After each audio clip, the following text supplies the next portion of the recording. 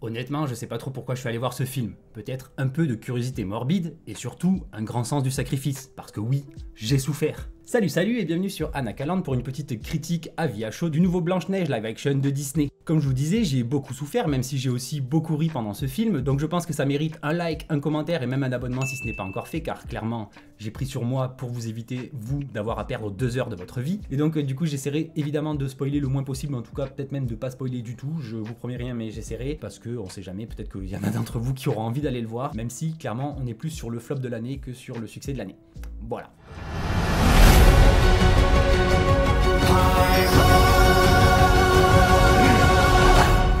Donc en gros, comme je le disais, j'ai beaucoup souffert, mais en même temps je m'y attendais, je m'attendais même tellement à un truc mauvais que j'étais presque effrayé à l'idée de bien aimer le film, ou en tout cas d'aimer certaines parties. Clairement, ça n'a pas vraiment été le cas, malgré quelques petites choses qui sont plutôt pas mal. Je vais d'ailleurs commencer par ça, histoire de commencer sur du positif. Je dirais que ce qui marche le mieux dans ce film, ou en tout cas ce qui est le moins pire dans ce film, et étonnamment ça me fait même mal de le dire, je vous expliquerai pourquoi juste après, c'est au final les animaux en CG et les 7 nains en CGI. Certes, leur chara-design peut paraître un peu bizarre et tout, mais au final ça fonctionne plutôt bien, on retrouve vraiment cette ambiance dessin animé, justement, notamment au niveau des animaux qui sont très bien faits, notamment avec des grands yeux, tout ça, le côté très cartoon, très mignon, qui fonctionne vraiment bien comme dans un dessin animé. Sauf que, comme je disais, ça m'embête un petit peu de l'admettre parce que, à l'époque, justement, où il y avait eu la polémique avec Peter Dinklage qui disait ouin, je suis le nain le plus célèbre du monde, du coup, je veux pas que d'autres aient leur chance de devenir célèbres et riches. Du coup, je fais une polémique à la con pour empêcher 7 personnes de petite taille d'avoir du boulot dans l'avenir. Et bien, il se trouvait qu'à la même époque, je travaillais justement avec Andy Heard, mon ami acteur qui a joué notamment dans Star Wars, Willow ou Harry Potter 1 et 8 notamment, parmi plusieurs autres choses. Je vous mets notamment une vidéo que j'avais fait avec lui à l'époque, un petit bilan de toute cette année où on avait bossé ensemble. Et justement à l'époque il y avait eu cette question qui était sortie une fois, notamment plusieurs fois même sur scène, où on lui avait posé la question et évidemment il comprenait pas la prise de position de Peter Dinklage, puisque le gars il a réussi à faire sa carrière en jouant un personnage de petite taille dans Game of Thrones, mais il empêche les autres de le faire. Donc au final c'est vrai que l'idée était très mauvaise à l'époque, surtout qu'ils avaient commencé par partir sur des acteurs live, mais pas des personnes de petite taille pour faire un espèce de truc de créature magique, machin et tout. Et d'ailleurs, il y a une petite surprise à ce niveau-là, j'en parle dans pas longtemps. Mais au final, les nains comme ça fonctionne très bien. Je trouve que leur chara-design fonctionne bien, notamment celui de Simplet, de Prof. Simplet marche beaucoup, il y a d'ailleurs pas mal de petites choses à dire à son sujet, mais l'écriture, j'en parle un peu plus tard parce que là, il y a pas mal de choses à dire. Du coup, ouais, c'est vraiment cette partie-là qui fonctionne, ce qui me fait dire au final, premier avis, c'est que ce film aurait peut-être été beaucoup mieux, ou en tout cas bien, on va dire moyennement bien, au moins passable, s'il avait été en fait full CGI, full numérique, un peu comme a été le Roi Lion ou Mufasa, ou voilà, et qu'on avait tout fait en CGI, parce que clairement ce qui pêche le plus, c'est quand il y a de la prise de vue réelle qui se mélange avec toute cette CGI. Déjà on sent que l'ADA a beaucoup bougé, parce qu'il y a des moments où les fonds verts, les décors sont pas forcément toujours très cohérents. On a d'ailleurs ce côté vraiment plastique, faux, carton-pâte, c'est même pire qu'à Disneyland, même à Disneyland je veux dire c'est mieux fait, même les costumes, genre les costumes notamment de la reine, mais surtout de Blanche-Neige, là son costume emblématique et tout, même des cosplayers à peine plus que débutants, ils font mieux. On a vraiment l'impression que c'est des tissus qui sortent de chez Tati, pour ceux qui en la rêvent, je sais pas si ce magasin existe encore, mais on a vraiment l'impression d'avoir des tissus bas de gamme, ça fait faux, ça fait vraiment déguisement de petite fille qu'on achèterait dans un magasin de farce et attrape, alors qu'il y en a d'autres qui fonctionnent un peu mieux, mais on a vraiment ce côté ridicule. Par exemple, on a des délires par rapport aux gemmes, aux joyaux pour symboliser la richesse et tout, et on a par exemple plusieurs moments même où ils en ont dans les mains, ils en touchent. Il y a même un moment où Gal Gadot, la reine, se prend pour Louis de Funès, mon trésor, il est beau mon trésor, il est l'heure de se réveiller, et bien on voit vraiment que c'est du plastique quoi. Ils ont même pas pris des gemmes en verre ou des vraies pierres semi-précieuses ou que sais-je, ils ont pris des vieux trucs en plastoc qu'on pourrait acheter dans les machins de farce et attrape ou dans les jouets pour petites filles et tout, donc ça fait vraiment fake, tout fait vraiment fake, les costumes, les décors, vraiment le village, les maisons, il y a vraiment, à part la nature justement où ça passe à peu près, mais sinon tout le reste fait vraiment carton-pâte, tout fait too much plastique. On a vraiment ce côté dessin animé, donc un peu too much ridicule, mais en live action, donc c'est vraiment, ça marche pas du tout je trouve. On a notamment quelques fonds verts dont le compositing marche pas du tout, d'autres ça marche plutôt bien donc ça va, mais encore une fois dès qu'on a du réel, notamment Blanche-Neige, dès qu'elle est au milieu de trucs en CGI, que ce soit des décors, les animaux, les nains et tout, ça marche pas du tout. Ensuite on a quelques paysages qui sont assez jolis, donc pourquoi pas, mais Mais par contre, vraiment, là où ça va pas du tout, c'est au niveau de la réécriture, de l'écriture même au sens très large. J'ai presque vraiment eu la sensation que c'était honnêtement presque insultant envers les enfants, parce qu'il y a même des incohérences au niveau de l'histoire qui n'existaient pas dans des dessins animés qui datent des années 30, donc au bout d'un moment il faut arrêter de se foutre de notre gueule, surtout même des enfants qui pour le coup, je suis même pas sûr que ça leur ait plu vraiment. Par exemple, pour vous remettre dans le contexte, la salle était étonnamment plutôt remplie tout à l'heure, beaucoup d'enfants, je pense que j'étais le seul adulte non accompagné, et au bout de 1 heure, à peu près 45 minutes, 1 heure, on voyait les enfants, ils commençaient à bouger, à faire du bruit, à machin, donc clairement ils étaient pas à fond dedans, et il y a eu beaucoup d'adultes, de parents qui ont sorti leur téléphone, qui ont soufflé,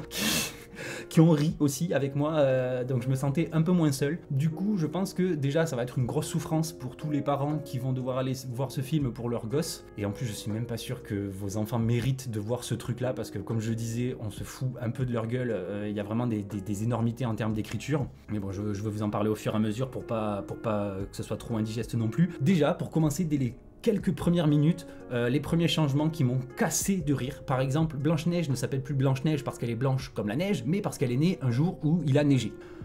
C'est bidon, mais bon, pourquoi pas, ça marche à peu près, même si c'est nul à chier. On a par exemple aussi notamment la formule du miroir qui a changé avec la méchante reine, qui ne dit plus qui est la plus belle, mais qui a une beauté pure et parfaite, ou je sais pas quoi. Donc encore une fois, pour que ça fonctionne plus ou moins avec Rachel Zegler, parce qu'en vrai, Rachel Zegler, je suis pas le premier à le dire évidemment, mais elle est pas belle, surtout dans ce film-là, et comparé à Gal Gadot, y a pas photo. Donc même si Gal Gadot, elle est aussi ridicule avec sa tenue, et elle est elle aussi énormément dans le surjeu, parce que ça c'est un truc pareil, les acteurs ils sont tous dans le surjeu, on dirait des vieilles comédies musicales ou des vieux films de fantasy style Donjons et Dragons dans les années 90, 80 avec zéro budget, où les acteurs ils en font des caisses pour compenser le fait que tout le reste autour est nul, sauf que là il y a du budget, on le voit, ça se voit, c'est parfois assez travaillé sans être joli, c'est souvent un peu foireux, notamment comme je disais au niveau des costumes ou de quelques effets spéciaux, mais clairement ils sont ridicules et ils sont ultra en surjeu. Je dirais que peut-être un des moins chelous en termes d'acteurs, ou en tout cas celui qui en fait peut-être le moins le plus, c'est celui qui joue le chasseur. Donc là pareil, encore une fois, on a un spoil walk dans le film, comme c'est étonnant. Pareil, le chasseur qui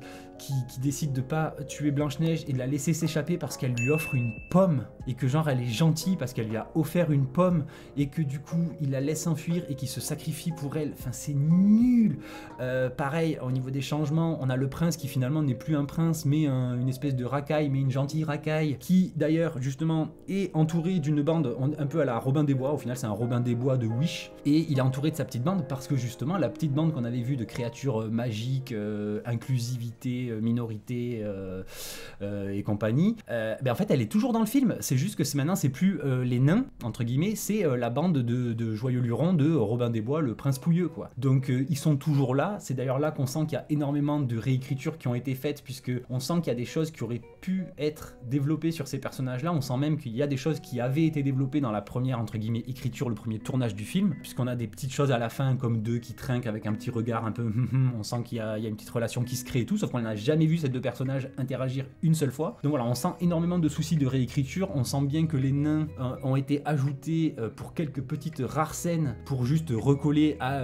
au dessin animé, à l'histoire de base d'il y a presque 100 ans. Sauf que ça marche pas vraiment, parce qu'après il y a tout le monde entre guillemets se réunit et c'est un peu un gloubi-boulga un peu bizarre, tout ça, bon ok. Pareil, évidemment à ce niveau là on est dans du wokisme plus premium à la Disney,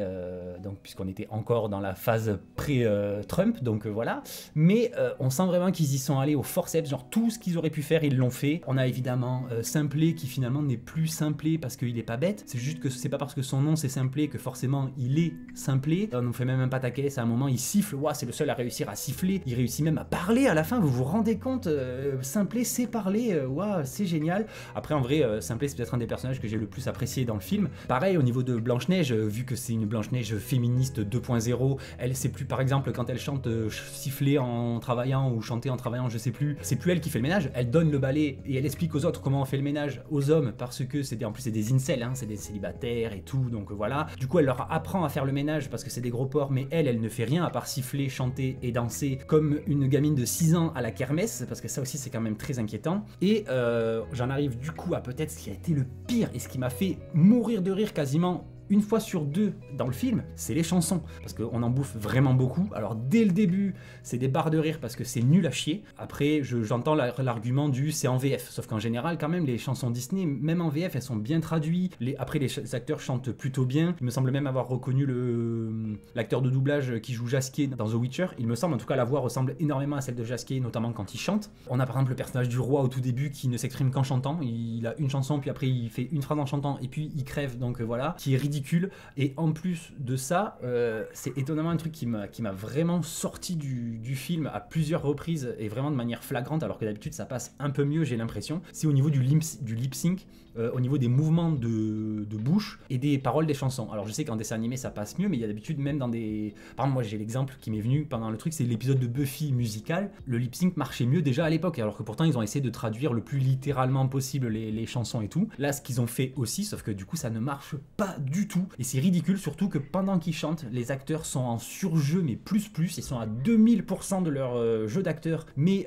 en oubliant le talent, malheureusement, notamment Rachel Zegler qui est nulle. Honnêtement, ça n'a jamais été une actrice que j'appréciais particulièrement, mais là je l'ai trouvée à côté tout le temps. Il n'y a pas eu un moment où je me suis dit oh c'est mignon, même quand elle est en colère, on dirait, enfin c'est des clichés, c'est caricatural. Je pense qu'il va y avoir 1 milliard de mèmes sur ce film, honnêtement, même si je pense qu'il va flopper, qu'il y a beaucoup de gens qui ne vont pas le voir. C'est aussi un peu pour ça que je fais cette vidéo, pour vous épargner de leur donner de l'argent, parce que le fait de ne pas payer, ça aide beaucoup au fait que je sois allé le voir, sinon clairement je leur aurais pas donné ne serait-ce que 1 euro pour aller voir ce film. Mais c'était quand même très drôle, notamment en parlant de chansons, il y a un moment où Gal Gadot, donc la reine, se met à chanter avec vraiment, on est vraiment dans une mise en scène en fait de dessin animé. On a tous les personnages secondaires qui se mettent à chanter, à danser, avec des mouvements qui sont pas dégueux, des chorés qui sont pas dégueux et tout, sauf que tout est ridicule, tout est tellement dans le trop. On a ce côté plastique, carton-pâte des décors, avec les costumes qui sont des costumes, des déguisements en fait de kermesse qui sont moches. On a Gal Gadot qui au début, j'avais l'impression qu'elle était peut-être la seule à tenir à peu près son rôle et à être à peu près crédible, sauf qu'en fait très vite, dès qu'elle commence notamment à chanter ou quoi, elle est dans le surjeu, pareil, 1 milliard, c'est drôle, c'est trop drôle, enfin des barres de rire, j'ai vraiment eu du mal à me retenir de rire et à pas déranger les gens. J'ai fait de mon mieux évidemment, mais c'était très compliqué de voilà. Pareil, je passe un peu du coq à l'âne, mais toujours par rapport à l'histoire du chasseur, il y a même plus l'histoire, pour vous dire à quel point c'est progressiste, c'est qu'il y a même plus l'histoire du cœur de la biche pour faire passer pour le cœur de Blanche-Neige, puisqu'elle lui demande, la reine, hein, vous vous rappelez, de tuer Blanche-Neige et de mettre son cœur dans une boîte. Et bien là, c'est juste une pomme dans la boîte, donc c'est débile, ça n'a aucun sens. Pareil, le monde merveilleux, le royaume dans lequel ils vivent, notamment le village, avant que la reine meure et que la belle-mère débarque et que machin, et que du coup tout devienne gris et terne. On est vraiment au Wokistan, tout est rose pâle avec des couleurs flashy, tout le monde il est beau, tout le monde il est gentil, tout le monde il est racisé, c'est génial, c'est super, c'est kitsch à souhait, c'est pas crédible, enfin bref, j'ai trouvé, c'est vraiment, c'est pas crédible en fait, c'est vraiment juste ça, on est vraiment dans du film de fantasy des années 80-90 où on avait 3 bouts de tissu, 2 bouts de carton pour faire des décors et un petit fond vert bien dégueulasse, alors que là les fonds verts il y a du pognon encore une fois dans les fonds verts, mais ça passe pas du tout. On a même quelques petites blagues je crois qu'il y en a une qui m'a fait rire, après les autres elles tombent à côté. Encore une fois le petit groupe là de saltimbanques inclusif, ils ne servent à rien à part un justement qui est un personnage de petite taille au final. Pourquoi ne pas avoir mis tout simplement 7 personnages de petite taille pour faire 7 acteurs de petite taille pour faire les nains, et ça aurait été très bien parce qu'au final c'est peut-être aussi un des meilleurs personnages, c'est l'espèce de champion de l'arbalète ou je sais pas quoi qui est un acteur du coup de petite taille. Sinon les autres ne servent à rien, sont juste des tokens de couleur. Il y a un mec avec une coupe afro-métisse, il y a une noire avec des espèces de couettes, il y a je crois un asiate, c'est le seul d'ailleurs du film, hein, la seule représentation de cette minorité là, hein, donc encore une fois on voit où vont les priorités. Après on a évidemment le prince pouilleux qui lui est blond, hein, ça ils ont pas changé par contre, mais voilà, on est vraiment dans un gloubi-boulga de bien-pensance pareil. Donc je suis sur la bien-pensance. Blanche-Neige en elle-même, en termes d'écriture, encore une fois, ils nous ont présenté même Rachel Zegler, elle arrêtait pas de dire oui, moi je suis une Blanche-Neige 2.0, le prince, on s'en fout, on n'a pas besoin des hommes, machin et tout, donc super, déjà. Et puis surtout, en vrai, elle a besoin de lui, puisque sinon, voilà, au final on est sur la même histoire, sauf que les seules fois où elle fait des trucs, soi-disant inspirants et tout, en vérité elle fait juste du signalement de vertu en mode il faut pas faire ci, il faut faire ça, faites comme moi j'ai dit parce que moi je sais, alors que meuf t'es jamais sorti de ta baraque, en vrai tu sais quoi, tu vois. Et on a des trucs même ridicules à ce niveau là, en mode elle est intelligente parce qu'elle connaît l'alphabet.